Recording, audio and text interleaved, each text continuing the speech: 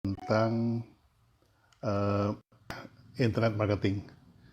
Nah, kalau kita bicara internet marketing itu apa namanya?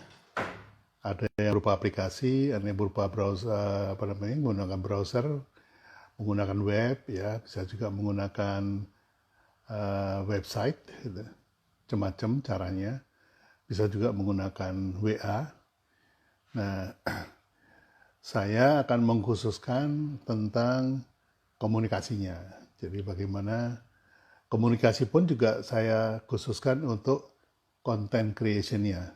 Nah, jadi saya anggap bahwa kalau teman-teman mau belajar internet marketing, maka bagian paling penting dari internet marketing itu adalah menciptakan konten. Ya. Bahwa kemudian menggunakan cara-cara supaya viral itu adalah langkah kedua. Tapi yang paling penting sekarang adalah kontennya. Karena seperti dikatakan oleh Kang Dewa yang sudah sangat ahli untuk internet marketing, dia mengatakan bahwa setiap channel itu mempunyai personality dan karakter yang berbeda. Jadi followernya itu berbeda. Ada yang suka baca tulisan, ada yang suka lihat video, ada yang suka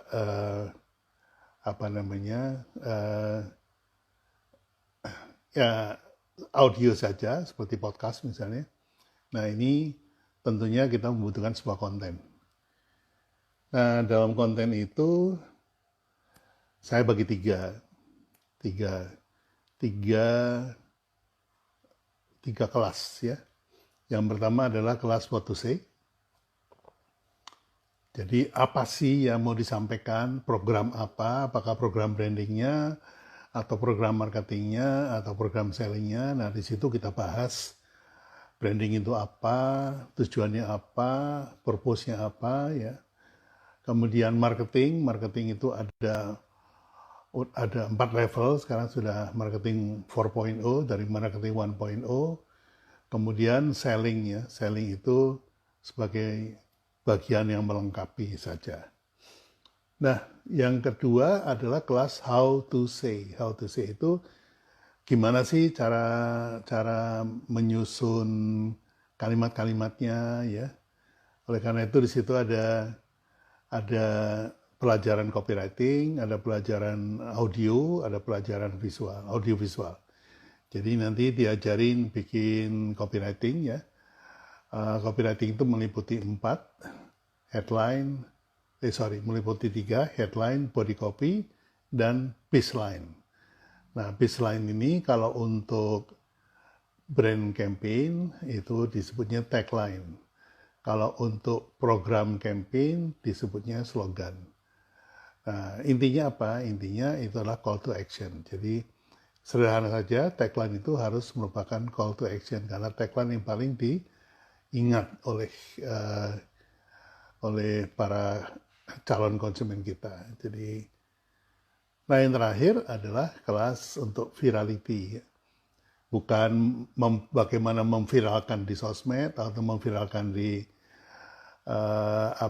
di web, gitu ya. Tapi konten yang viral itu seperti apa. Jadi kita saya akan mengajarkan bagaimana membuat konten yang viral. Jadi konten yang viral itu artinya kalau mau viral headline-nya harus gimana, kalau mau viral body copy-nya harus gimana, gitu ya. Nah, saya sendiri punya pengalaman di advertising, ya. Karena saya mau punya pengalaman di branding 50 tahun. Dari tahun 69, saya mulai masuk ke dunia advertising itu adalah tahun 77. Jadi dari 69 ke 77 itu saya masuk ke dunia advertising. Sebetulnya kalau termasuk outdoor advertising, saya mulai tahun 76, ya. 76 masuk outdoor advertising, ya. Karena 7 tahun pertama itu dari 69 sampai 76 saya itu bekerja sebagai desainer art director untuk packaging modern. Jadi modern packaging, termasuk bentuknya ya. Saya begitu lihat lemnya aja udah tahu nih kesalahannya di mana ya. Kemudian saya butuh tantangan baru yang lebih besar, saya keluar dan saya masuk ke bidang yang yang saya sebut advertising. Karena advertising itu satu bidang yang lebih luas ya daripada hanya packaging. Jadi mengapa saya pindah ke advertising? Karena brand packaging itu selama 7 tahun saya geluti atau 6 tahun saya geluti itu sudah menjadikan saya the big frog in a small pond. Ya. Jadi kodok besar dalam kolam yang kecil. Sehingga kolamnya ada kegedean buat kodoknya. Saya merasa buat anak muda pada saat itu, ini kurang tantangan nih saya nih. Jadi saya masuk comfort zone, semua kreatif director dari agensi manapun datang ke saya omelin gitu ya. Karena bikin packagingnya salah, konstruksinya, komposisinya gitu. Di mana letak logo, kenapa mesti ada gambar ini, kenapa mesti ada gambar itu. Nah, ini saya lakukan selama 7 tahun tuh di awal karier saya. Dari art director menjadi head of art department, termasuk construction department. Jadi membuat konstruksi dari packaging. Jadi contohnya misalnya ini saya ada contoh packaging. Ini contoh packaging. Ya. Mulai dari bikin label kayak gini ya. Label ini ada aturannya, nggak cuma asal bikin gambar gitu ya. Kemudian bikin packaging ini ada aturannya, ini crash lock button. Di bawahnya ini langsung otomatis dia nutup, kemudian namanya crash lock button. Nah, kesalahannya ini di mana? Kesalahannya ada di lem. Jadi ini yang namanya flip top, ini nggak boleh masuk ke lem karena ini akan sulit untuk nutupnya. Jadi ini pun juga ini flip side-nya ini juga harus ada lock-nya di sini. Jadi ada lock flip top, ada lock cross bottom. Nah ini yang jadi membuat konstruksi ini juga bagian dari kerjaan saya dulu. Kalau Anda ingat dulu ada tentengan Coca-Cola isi 6, tentengan minuman isi 6 gitu ya, bisa ditenteng itu desain konstruksinya saya yang buat. Itu tahun, aduh, berasa tua banget, tahun 7 bulan awal ya. Tahun 76 saya pindah ke advertising. Dari tahun 76, mulai dari billboard, outdoor advertising, transit advertising. Kalau Anda ingat dulu ada KRL, terus ada poster-posternya itu, yang pertama deal sama KAI, kereta api, waktu itu adalah saya. Kemudian itu tahun 76, 78 saya masuk ke dunia advertising. Jadi saya tidak pernah kerja sama perusahaan asing, sehingga betul-betul format struktur dari perusahaan yang saya buat ya, karena tahun 77 saya masuk ke Sakura Film itu, saya buatin in-house agency. Jadi in-house itu emang ada bosnya, tapi di bawahnya itu banyak merangkap. Karena kerja di biro iklan asing itu, Anda copywriter ya hanya ngurusin copy, Anda art director ngurusin art saja. Tapi karena perusahaan lokal itu nggak ada kubikel-kubikel, jadi saya bisa bikin copywriting, bisa bikin art directing juga, bisa bikin storyboarding. Jadi itu keluasan daripada perusahaan lokal. Kemudian saya bikin perusahaan sama mantan guru saya dengan nama BNB Advertising selama 10 tahun. Terus saya merasa cukup belajar sama guru saya bikin sendiri namanya Hotline Advertising. Saya tutup operasi ini tahun 2010 karena saya kalah bersaing sama asing ya. Karena asing waktu itu melakukan dumping, artinya potong harga, sehingga kami tidak bisa hidup dengan harga yang dipotong ya. Kalau agency fee saya itu dibayar 15% oleh klien-klien saya, grup dari Inggris ini masuk dengan hanya 1,7%, ya otomatis kita kalah ya. Itu bagian dari history. Tapi perjalanan saya di advertising itu dari tahun 76 sampai 2010. Berapa tahun tuh? 34 tahun ya. 2010, lebih. 76 ke 86, 10, 96, 2006, 30 sekian tahun. Nah, tentunya ketika buat saya advertising itu dari ujung ke ujung itu sudah saya lakukan semua, atau iklan ya kalau iklan. Menilik iklan zaman sekarang memang jauh lebih sederhana. Ya, kalau Anda lihat iklan di TV itu masih mirip lah dengan zaman saya, cuma bedanya zaman saya itu lebih tajam ya ketika kita bikin iklan. Karena iklan itu kita bedakan, iklan untuk brand, kita sebutnya brand communication, iklan untuk marketing, kita sebutnya marketing communication, kemudian iklan untuk sales, kita sebutnya sales communication. Jadi ini tujuannya beda-beda nih. Nah, iklan itu ada copywriting-nya. Jadi copywriting untuk brand, copywriting untuk marketing campaign, copywriting untuk sales campaign itu beda-beda. Nah, ini yang ingin saya bagikan dalam kelas online itu. Kalau ditilik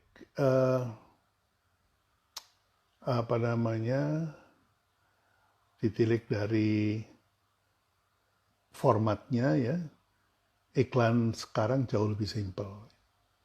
Ya, misalnya FB ad gitu ya, FB ad itu malah FB ad itu kita bisa melakukan testing dulu sebelum di blast, sebelum di broadcast ya.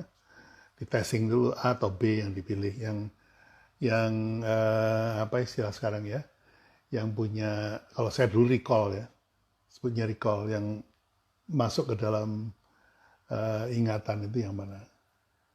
Nah, semalam saya ikut satu pelajaran dari coach, salah satu coach yang mengajarkan tentang iklan gitu.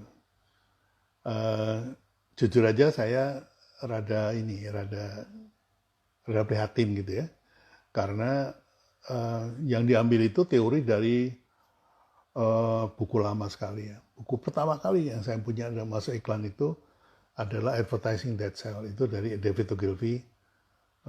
Ada dilanjutkan dengan 16 langkah membuat copywriting ya. Itu buku lama sekali. Kemudian ketika ditampilkan contoh-contoh juga sayangnya bukan yang karya yang dia buat sendiri gitu. Jadi karya orang ditampilkan. Ya yang ada di buku itu misalnya kayak headline-nya Volvo, headline-nya apa gitu ya. Dengan pengalaman 36 tahun saya bisa membagikan materi karya saya yang mungkin kalau di jumlah sudah secara materi ya ribuan gitu. Kalau brand mungkin baru ratusan. Jadi ini yang saya ingin bagikan. Jadi saya juga menulis buku tentang karya-karya saya. Kemudian saya juga bikin buku tentang bagaimana bikin brand gitu ya. Mungkin saya juga akan bikin buku bagaimana bikin iklan. Karena kalau kita lihat tidak semua penduduk Republik ini sudah migrasi ke internet ya. Masih banyak juga teman-teman yang belum menggunakan internet karena mungkin tempatnya tidak ada signal, bisa juga tidak ada fasilitas internet, atau juga tidak punya uang untuk bayar pulsa gitu ya. Jadi kalau dari 270 juta rakyat Indonesia ini sudah migrasi ke internet itu sekitar 60% ya. 60% ini data terakhir yang saya dapat. Nah, kalau 60% dari 270 juta itu kira-kira 150 ya. 100 ya, katakanlah 150 juta. Sisanya lagi 120 juta. Nah, 120 juta itu masih banyak yang menggunakan offline. Jadi kalau teman-teman jaringan mengatakan bisnisnya masih konvensional, artinya dari pabrik di-push ke distributor, di-push ke retailer, di-push ke toko. Jadi itu menggunakan sistem industri seperti itu. Kemudian kalau yang model baru kan beda ya. Model baru itu dari brand owner dipegang oleh brand master stoknya, kemudian turun ke leader, turun ke agen, turun ke distributor atau reseller. Ada yang modelnya stokis, ada yang modelnya dropship. Nah, jadi ini generasi baru punya distribusi. Kalau kita lihat sisanya yang 40% dari 270 juta itu masih sekitar 128 juta. Sebuah pasar yang masih besar ya. Dan kebanyakan ini ke pasar-pasar yang sifatnya lokal. Nah, ini yang kebanyakan dilayani oleh teman-teman UKM ya. Jadi ada satu tempat yang sifatnya lokal, kemudian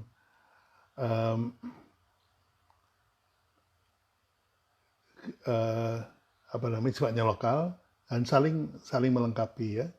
Tukang mie beli sepatu, beli bakso, tukang bakso, beli baju, tukang baju, beli mie gitu ya. Jadi itu sifatnya lokal dan itu kekuatan dari ekonomi bangsa kita. Oleh karena itu ketika terjadi krisis yang masih bisa bertahan itu model begini ya, model kecil-kecilan ini.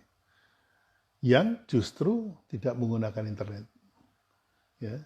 Meskipun banyak, kalau kita lihat tukang bakso Jakarta sudah pakai WA, ya, tapi Jakarta. Tukang sayur udah pakai WA, Jakarta. Tapi di Indonesia kan nggak cuma Jakarta ya. Itu ada 75.000 desa. Ya. Kalau setiap desa itu membangun brandnya masing-masing, maka modal dasar dari brand desa itu adalah fanatisme, ya. Fanatisme daerah, fanatisme,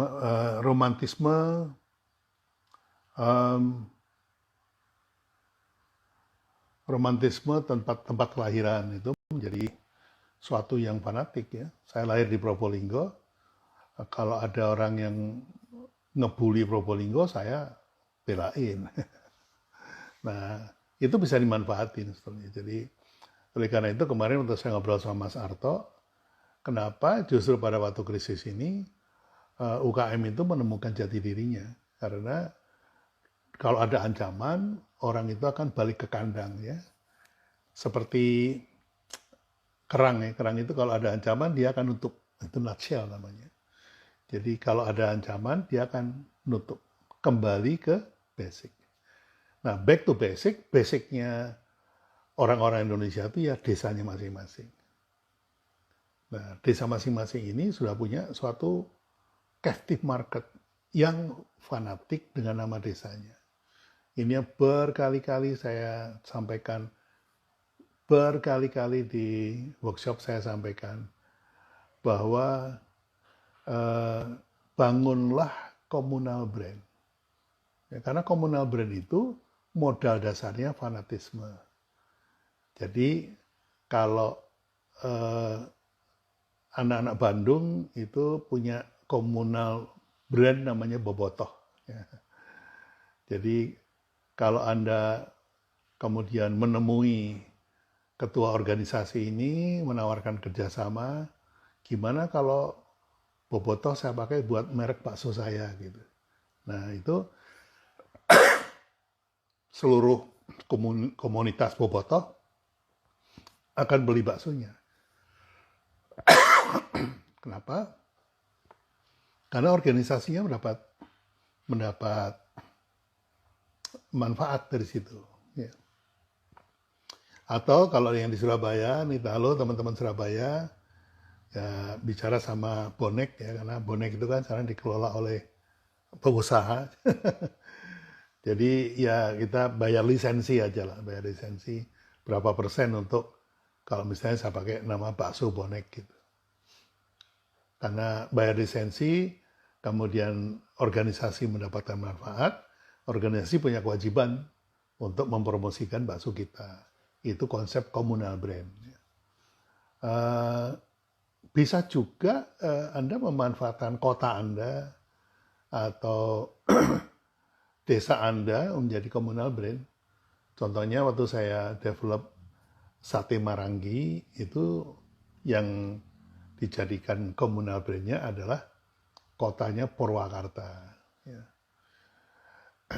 Purwakarta gitu. Nah, ini adalah cara-cara untuk membangun brand, dan itu apa hubungannya dengan kelas online yang saya mau buat? Ya, karena ini kita diam di rumah, work from home. Kalau kata Kang Dewa, work from home, selling from home. Ya kita harus menguasai ilmu selling, ya. Ilmu transaksi. Nah, ilmu transaksi itu adalah ilmunya selling gitu. Dan itu memang jadi ujung tombak dari semua usaha bisnis adalah selling. Bukan ujung tombak sih, finish line, garis akhir dari sebuah bisnis itu adalah selling. Karena transaksi adalah garis finishnya sebuah bisnis. Nah, sebelum transaksi ini, ibarat Anda lari 100 meter ya, 100 meter, Anda mesti mengatur pace, mesti mengatur strategi di setiap etape. 25 meter pertama strateginya apa, 25 meter kedua ngapain, 25 meter ketiga ngapain, 25 meter terakhir ngapain. Nah, dalam etape ini, kalau di dalam dalam bisnis kita, etape pertama itu adalah marketing. Jadi marketing itu menyusun segala sesuatunya lah. Kalau marketing 1.0 kan product, price, place, promotion. Kemudian etapa kedua adalah branding. Jadi branding itu membuat orang ingat terhadap merek kita. Itu di etapa kedua. Nah, apakah branding itu harus terkait dengan marketing? Bisa iya, bisa enggak. Ya. Jadi di situ etapenya. Nah, yang terakhir etapenya adalah selling. Karena selling yang melahirkan transaksi. Nah, mengapa branding mendahului selling? Karena branding itu transaksi di dalam benak konsumen. Ingat bahwa product made in the factory. Ini kata Lenders ya. Jadi karena produk itu bagian dari marketing, makanya dibuat duluan. Produk baru branding. Jadi produk itu dibuat berdasarkan kepada konsumennya. Ya. Jadi konsumen yang mau disasar nih apa? Ada dua nih pendekatannya. Kebutuhannya apa, masalahnya apa, kita kasih solusinya. Yang kedua adalah perilakunya apa, kita kasih produknya. Jadi produk di etapa pertama, etapa kedua adalah branding, ya. supaya terjadi, karena dikatakan bahwa product is made in the factory, but brand created in the mind. Nah, jadi ini etapa kedua ini kita bicara mind gitu. Nah, etapa terakhir itu bicara transaksi, itu bicara dompet. Jadi ini tugasnya selling. Jadi selling memang memang the ultimate lah, yang mendatangkan uang itu selling. Nah, lucunya itu dalam sejarah itu selling itu malah yang pertama. Selling itu pertama, ilmu paling tua yang dikenal orang adalah selling. Lucunya dalam sejarah itu selling itu justru bukan yang pertama kali yang dipraktekkan oleh orang-orang zaman dulu. Yang pertama itu branding untuk mengidentifikasi ini punya saya, ini punya kamu, itu pakai logo, pakai brand. Jadi menarik kalau kita bahas. Nah, itu akan saya bagikan di kelas what to say ya. Karena masing-masing etape itu harus dikomunikasikan kepada publik. Gimana copywriting-nya? Ya tentu beda-beda ya. Copywriting untuk marketing, copywriting untuk branding, copywriting untuk selling itu beda-beda. Demikian juga kalau kita mau bikin audiovisualnya ya, atau videonya gitu. Sekarang ini karena semua orang merasa bisa bikin video, jadi semua orang bikin iklan video. Ya, memang ada kaidahnya sih. Mungkin saya termasuk yang old school ya, jadi cara lama gitu. Tapi saya pikir banyak old school yang masih bisa dipraktekkan untuk hari sekarang, karena ada yang berubah, ada yang tidak. Sama seperti halnya work from home ini, kita nggak pernah tahu ini kita akan menjadi the new normal atau sesuatu yang balik lagi ke old normal. Jadi apakah Anda masih makan di restoran setelah COVID ini? Kita nggak pernah tahu.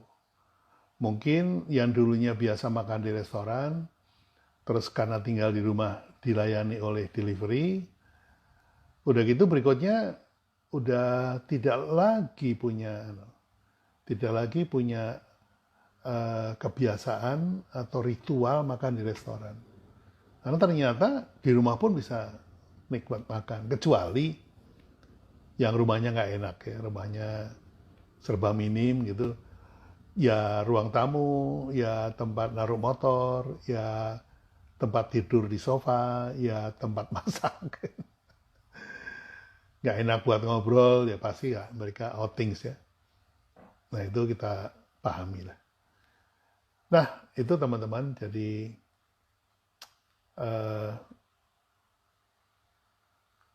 ya saya harus bilang bahwa belajarlah pada orang yang tepat ya. Karena kalau Anda kemudian dikasih contohnya adalah karya yang bukan dia bikin, itu artinya dia tidak mengalaminya sendiri. Di situ yang harus diperhatikan. Nah yang kedua juga adalah banyak yang tadi pagi saya tulis. Saya tadi pagi posting iseng-iseng aja sih, posting tentang satu kesalahan fatal bikin brand. Banyak yang nanya, apa itu Pak Pi? Apa itu Pak Pi? Saya langsung jawab di headline-nya itu, yaitu nggak tahu caranya. Nggak cuma bikin brand, apapun di dunia ini, kalau Anda mau bikin sesuatu dan nggak tahu caranya, itu sebuah kesalahan fatal. Jadi nggak perlu 10 kesalahan fatal, nggak perlu 7 kesalahan fatal, ya. Nggak perlu 15 kesalahan fatal, ada yang sampai 50 kesalahan fatal. Kesalahan fatal yang paling utama, satu-satunya adalah nggak tahu caranya. Mau bikin restoran nggak tahu caranya, udah itu, salahnya. Ajarin cara bikinnya, ya, kemudian nanti akan bisa kita selesaikan gitu. Jadi yang penting Anda tahu caranya bikin. Makanya saya bilang satu kesalahan fatal cukup, nggak perlu banyak-banyak gitu. Nah ini buat teman-teman harap dipahami bahwa kalau mau berbuat sesuatu harus tahu caranya. Kalau nggak tahu caranya, pertama call a friend, ya, tanya teman aja. Gitu. Kemudian yang kedua baca buku. Kalau sudah baca buku nggak bisa juga, baru ikut seminar. Ya. Nah semalam saya ngikutin obrolannya teman saya Neil sama Roy Sakti. Dia bilang bahwa kalau seminar atau workshop berbayar itu salah. Karena kalau Anda lihat di online ini banyak sekali ilmu bertebaran. Ya. Roy kemarin juga bilang nggak usah ikut seminar macam-macam. Ikut aja IG live-nya Pak Abi setiap malam. Itu udah ilmu semua isinya. Karena tamu yang saya undang kan berbeda-beda. Itu ada yang coach, ada yang pelaku restoran, ada yang jual frozen food gitu ya. Sehingga pengalaman mereka itu sebuah ilmu yang bisa kita catat gitu. Nah, yang paling penting kata Roy Sakti ini sekarang saatnya kita menyaring ilmu. Menyaring ilmu. Ya, karena sekarang ini banyak sekali orang yang tiba-tiba live IG sharing ilmu gitu ya. Nah, Anda harus menyaring ini mana ilmu yang proven, mana ilmu yang tidak proven. Mana ilmu yang membuat pembicaranya kelihatan pinter, sama ada ilmu yang membuat pendengarnya menjadi pinter. Nah, ini harus dibedakan ya. Jadi teman-teman harus tahu karena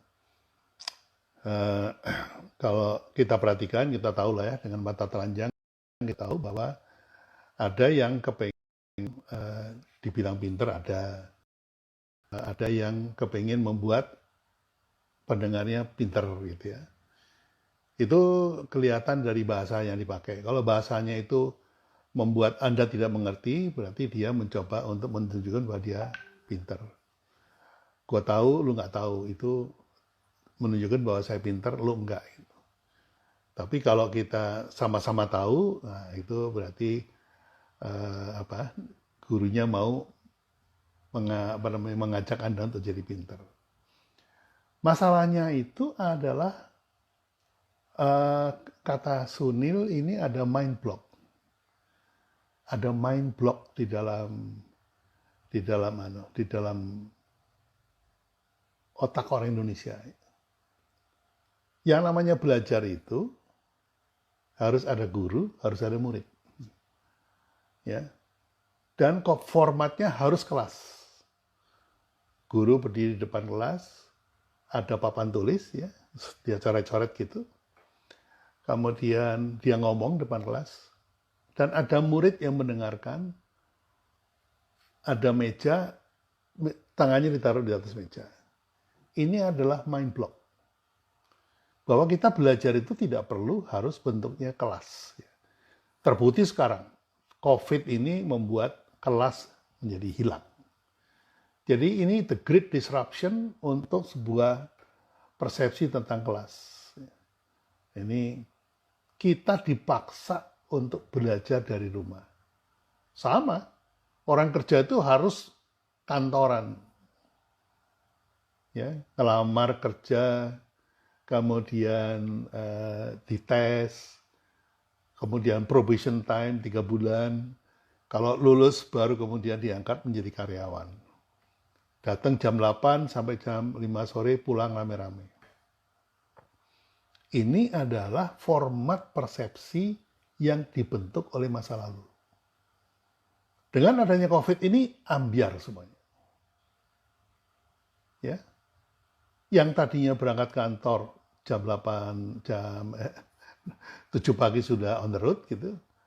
Sekarang ini nggak perlu jam 7 pagi on the road ya. Suka-suka aja kerja dari rumah. Nah, yang Anda hadapi sebetulnya bukan orang lain. Yang Anda hadapi itu sebetulnya adalah mindset Anda sendiri. Jadi bagaimana mindset ini kita putar balik. Ya. Betul Roy kemarin bilang bahwa mind block-nya harus didobrak dan kemudian juga harus disaring ilmunya nih. Gitu. Jadi salah satu mind block yang ada di kita itu kalau gurunya itu ciri bahwa guru itu pinter adalah kalau dia ngomong saya nggak ngerti. Itu cirinya orang pinter. Dan kalau dia ngomong, saya berusaha mengerti dan kepala saya ngebul. Itu sudah menjadi fanatiknya orang Indonesia terhadap belajar. Nah ini di kelas saya hapus semua. Saya bikin simple sekali. Sampai-sampai ada yang bilang, ya Pak Abi ilmunya cuma segitu. Ya nggak apa-apa. Gitu. Nggak apa-apa. Gitu. Kalau mau pakai istilah yang ngetop, ya, kemudian mau adu ilmu gitu ya, istilahnya ya udah kita duduk berdua atau di suatu tempat gitu, ya kita garap kerjaan bareng aja. Akan terbukti nanti siapa yang bisa dan siapa yang nggak bisa. Ingat bahwa strategi how to itu baru awal. Karena ada apa yang saya sebut sebagai creative implementation. Kalau Pak Budi istilahnya creative execution. Jadi di dalam eksekusi itu ada ilmu yang diimplementasikan. Ya. Nah yang diimplementasikan itu apa? Itu strategi. Bagaimana mengimplementasikan strategi menjadi sebuah aksi. Ya, sebuah eksekusi. Ini dibutuhkan kemampuan untuk menerjemahkan. Ya, menerjemahkan sebuah strategi menjadi sebuah aksi. Atau strategi menjadi eksekusi. Nah, di kelas saya yang akan datang ini, yang online ini, saya justru poinkan ke situ.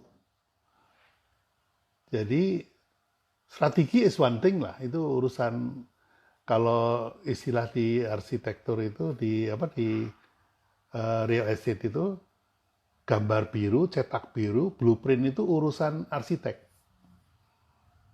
Dia boleh gambar macam-macam deh. Mau tingkat 28, tingkat 29, mau dapurnya gini, mau kamar tidurnya gini, silakan gambar, suka-suka. Sesuai dengan strategi yang dia pahami. Tapi bisa nggak dia bangun rumahnya itu? Bisa nggak dia bangun yang digambar itu? Oh ternyata dia butuh tukang, dia butuh mandor untuk mengaplikasikan itu. Jadi, nah ini saya kepingin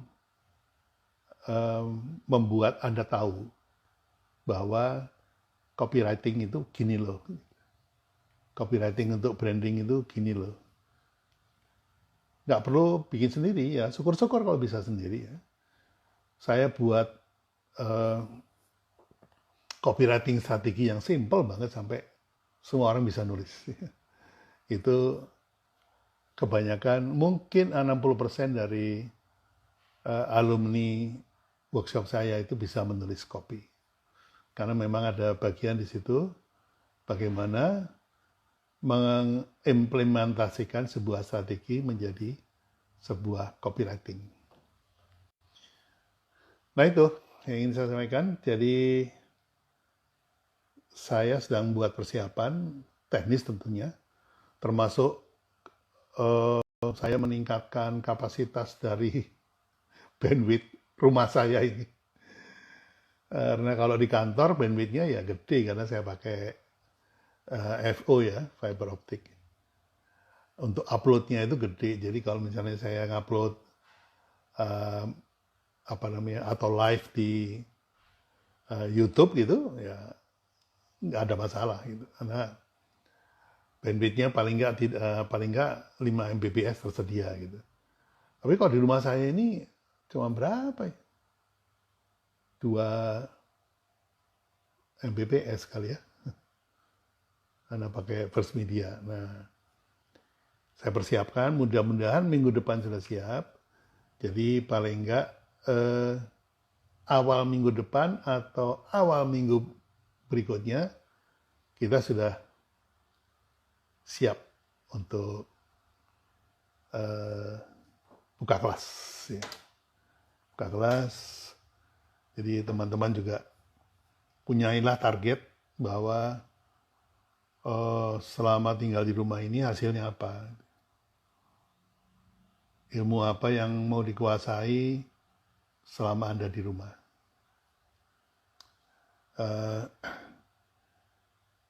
Apa namanya, ternyata hampir 90% mengatakan internet marketing. Ya. Oke. Saya akan mengambil wilayah komunikasinya aja. Nanti wilayah yang lain itu urusan yang ahlinya. Banyak sih yang bisa saya undang kalau mau. Yang bisa mengajarkan SEO, ada mengajarkan bikin website, ada yang mengajarkan apa namanya aplikasi gitu ya. Ada yang mengajarkan bagaimana untuk memviralkan ya. Itu banyak lah teman-teman yang bisa membantu.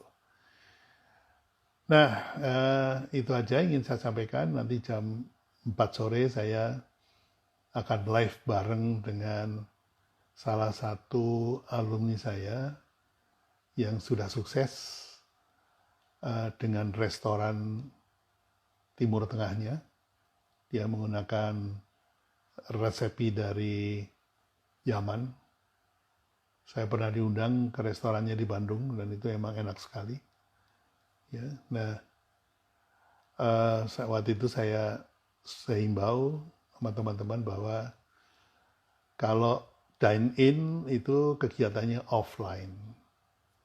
Jadi tolong pikirkan karena kedepannya ini kegiatannya akan berpindah ke online. Jadi saya himbau teman-teman untuk punya produk untuk online. Ya. Jadi saya challenge waktu itu gimana namanya Bu Tina, Pak Dian, bagaimana restoran Anda ini Anda kemas menjadi sebuah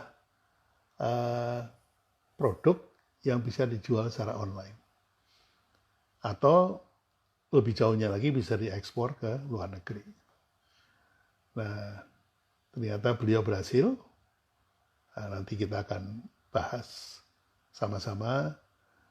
Mudah-mudahan ada waktu untuk mengikuti karena pada jam yang sama nih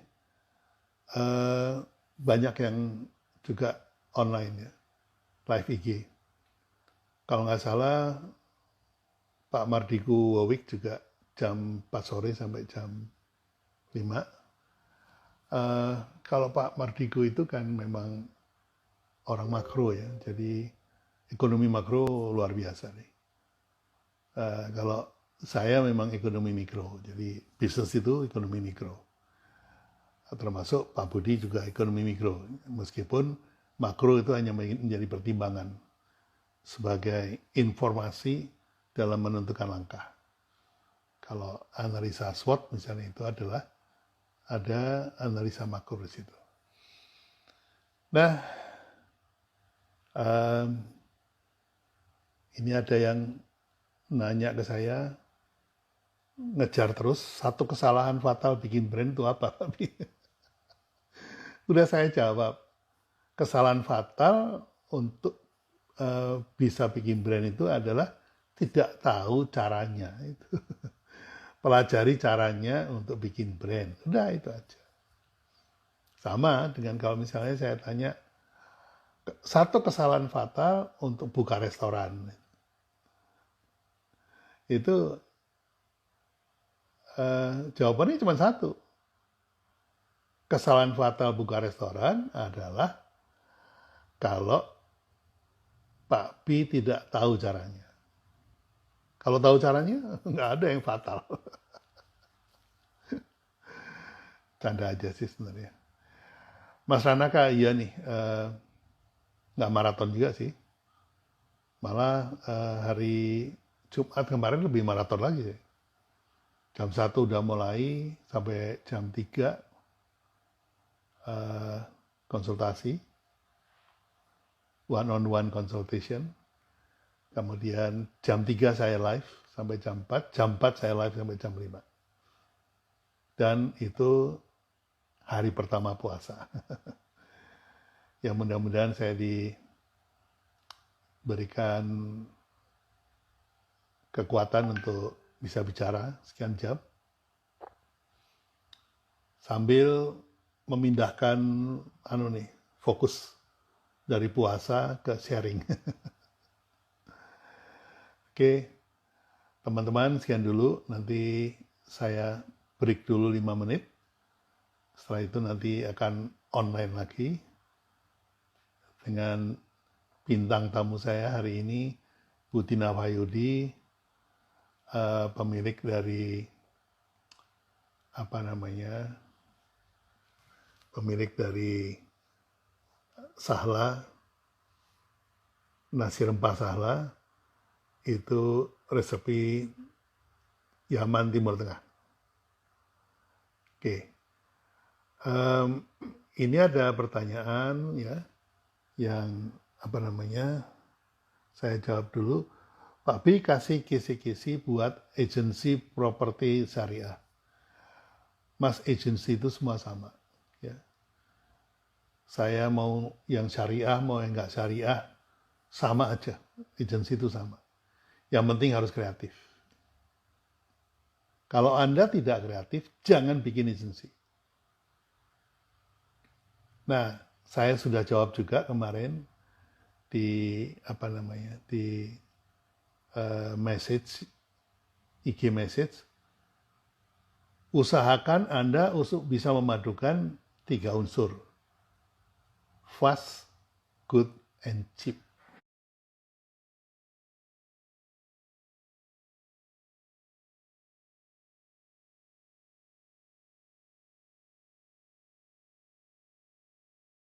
Ya. Cepat, bagus, dan murah. Ini 3 hal yang di mana-mana mustahil untuk dilakukan. Mengapa? Karena kalau cepat itu biasanya nggak bagus dan nggak murah. Kalau mau bagus, biasanya nggak cepat dan nggak murah. Kalau mau murah, biasanya nggak cepat dan nggak bagus. Nah, tantangannya bagaimana memadukan tiga-tiganya. Wah, mustahil, Papi, nggak bisa. Saya bisa ngomong gini karena saya pernah melakukan. Dan ciri khas dari agensi saya, hotline advertising, boleh tanya ke siapa-siapapun, adalah good, fast, and cheap. Ya. Why you are fast? Because I'm good. Why you are good? Ya. Why you are cheap? Because I'm fast. Why you are fast? Because I'm good. Oke. Terima kasih. Assalamualaikum warahmatullahi wabarakatuh.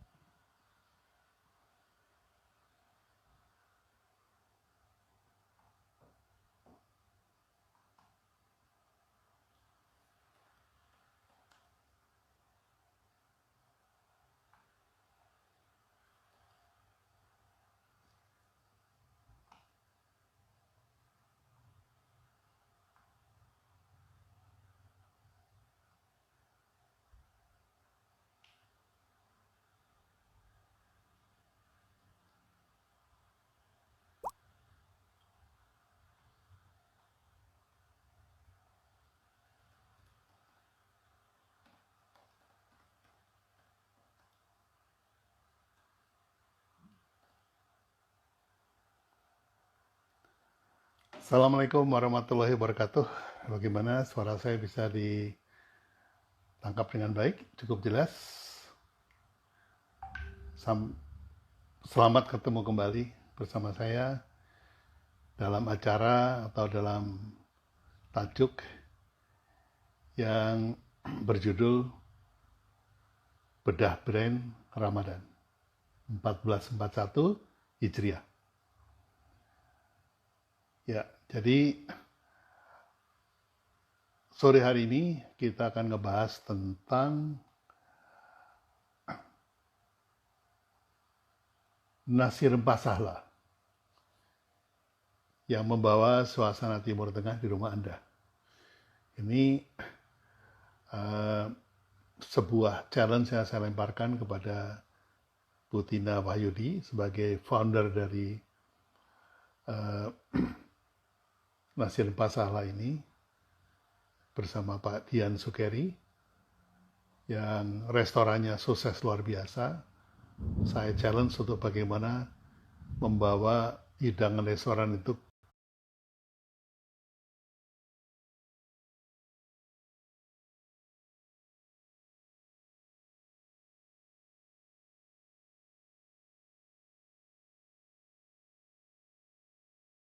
ke rumah. Dan ini adalah salah satu hasilnya. Ya. Di nasi rempah sahla menyemarakkan suasana rumah serasa di Timur Tengah. Nah, nikmati kelezatan rempah Indonesia dalam cita rasa khas Arab Yaman. Jadi ini resepnya adalah resep Yaman.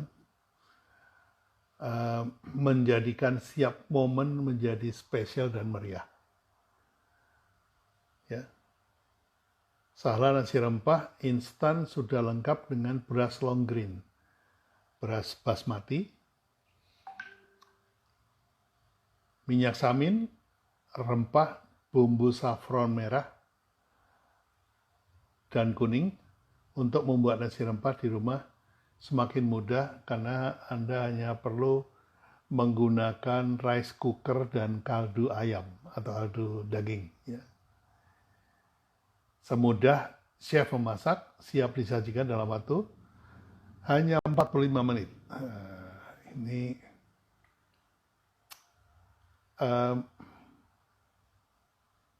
45 menit Anda sudah terbang ke Timur Tengah. Sudah berada di restoran Timur Tengah.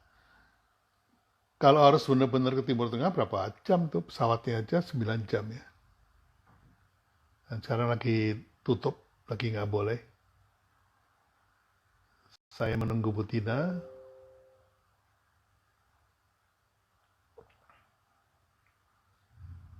Bu Tina Wahyudi, oh belum hadir ya. Beliau belum hadir. Kita tunggu saja.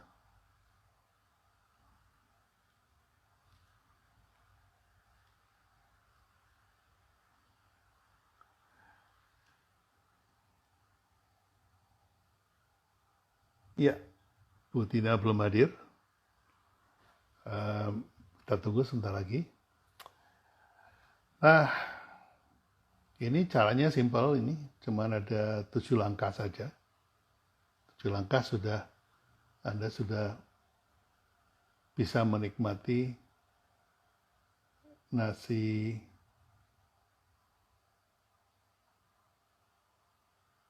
rempah sahla ala Timur Tengah. Yang pertama, cuci beras lalu rendam dalam air selama 30 menit. Kemudian tiriskan. Jadi berasnya dicuci dulu terus direndam.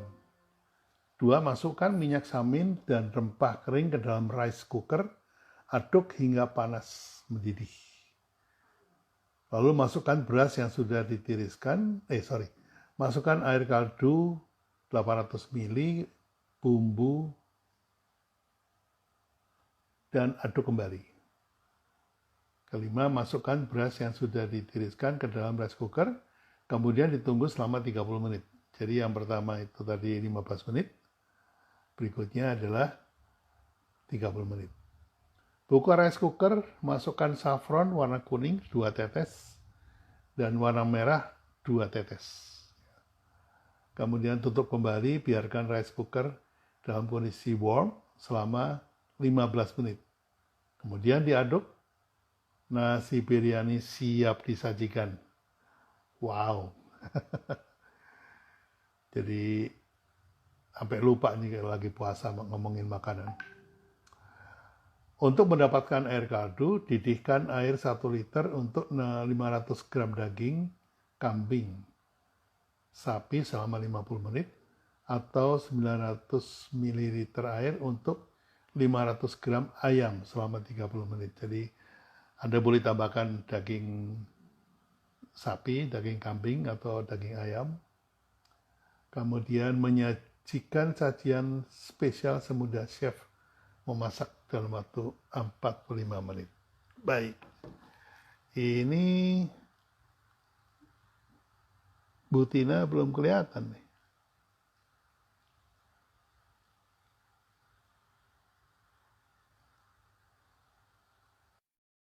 Sudah request untuk live bareng.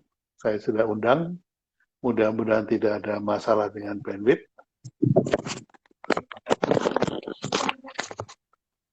Ya, videonya belum keluar.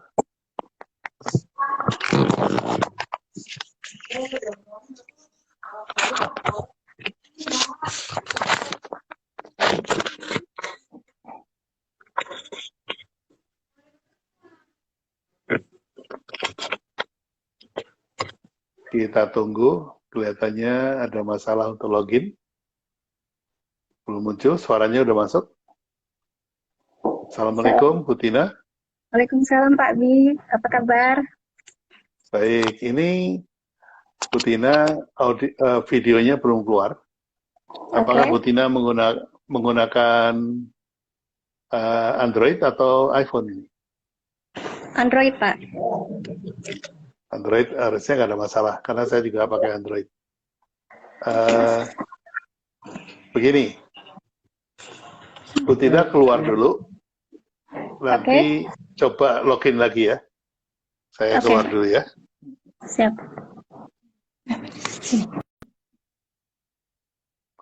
Oke, biasa terjadi masalah terhadap koneksi. Kita tunggu, tadi sudah apa namanya, sudah dicoba tapi nggak bisa. Ya mungkin karena ada hambatan, semua orang lagi live.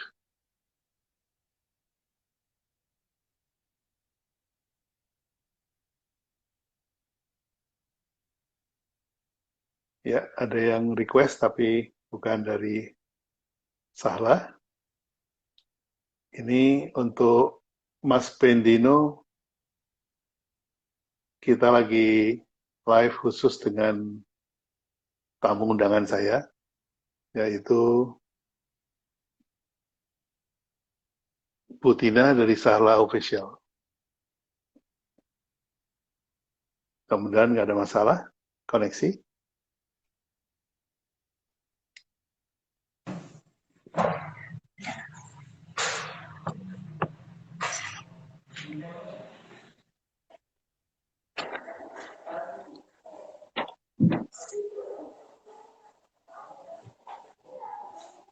Ya, Bu Tina, ini kembali ada masalah untuk koneksi lewat videonya ya.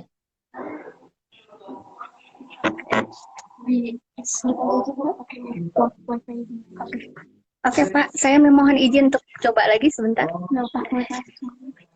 Oke, baik. Oke.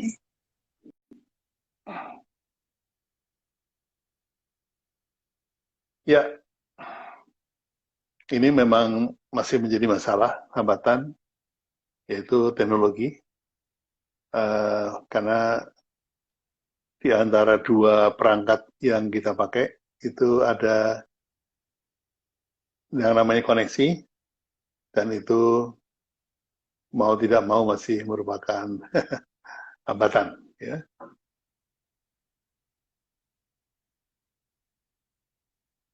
itu apakah otomatis ada tanda R di atas merek kita? Oh, ya untuk untuk register ya.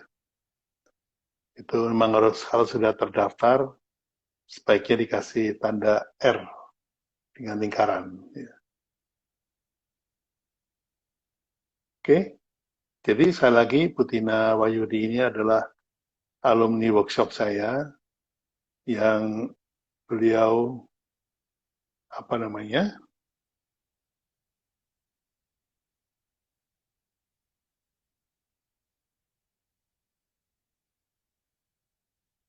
ada restoran Timur Tengah di Bandung sana.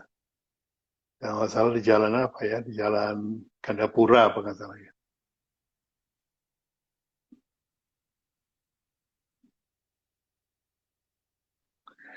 Nanti kita gali dari beliau apa saja yang yang dilakukan untuk menciptakan nasi rempah Sala ini. Ya, masih belum keluar, Bu.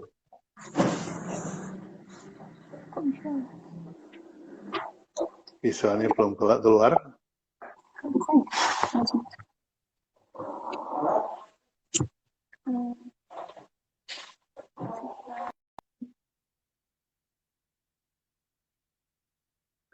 Oke, masih berusaha untuk masuk. Sama kayak Bu Najah kemarin juga sampai 3 kali baru berhasil masuk dari Depok. Sementara saya jawab beberapa pertanyaan dulu dari teman-teman sambil menunggu Putina. Tapi jika daftar hak merek, apakah otomatis ada R di atas merek kita? Ya, kita yang naruh. Jadi seperti itu.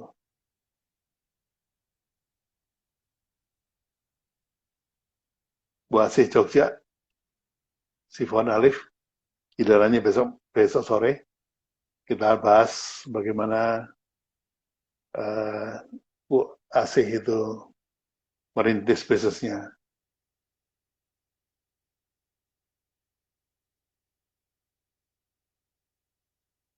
Oke, masih menunggu sambungan dari Bandung. Mudah-mudahan tidak ada masalah. Kalau ada masalah, saya coba untuk keluar dulu.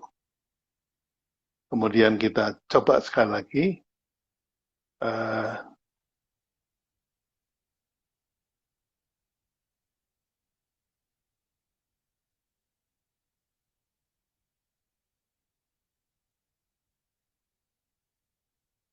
Oke, sebaiknya saya end dulu karena kelihatannya ada problem dengan koneksi. Nanti saya masuk lagi, silakan pada login untuk mengikuti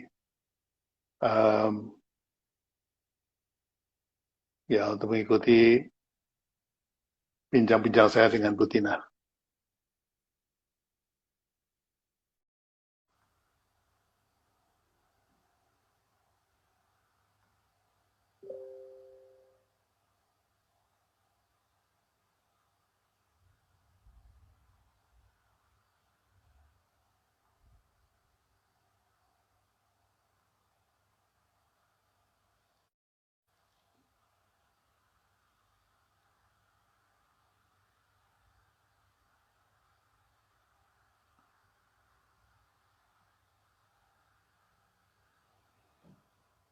Pak Budi Gunawan, setiap Jabat sore saya live bersama tamu yang saya undang. Kalau jam 3 sore saya live dan Anda bebas untuk request, siapapun boleh masuk bincang-bincang bareng saya. Tapi yang jam 4 sore biasanya saya sudah punya tamu yang terjadwal untuk sharing tentang bisnisnya mereka.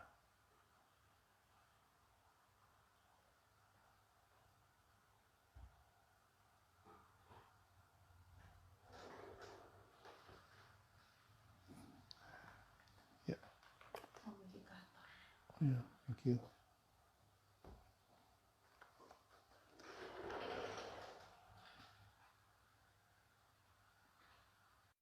ada gangguan? Ini produknya, bom bibir. Nah, oke. Bisa. Bisa. Batanya di saya. Waalaikumsalam, Pak Bi. Mohon maaf, ini ada masalah. Tukar HP dulu, Pak Bi. Oh gitu ya. Ya, tadi saya juga keluar dulu, baru saya mulai lagi.